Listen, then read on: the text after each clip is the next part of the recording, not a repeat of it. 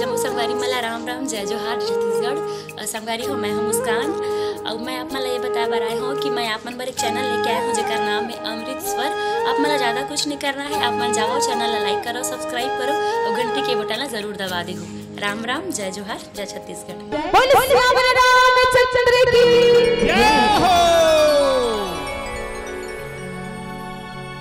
ला ला ला ला ला ला ला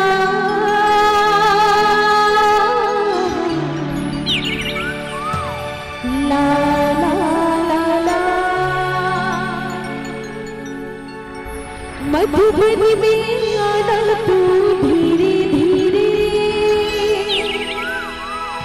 रास रचाना गाना धीरे धीरे तेरी मुरलिया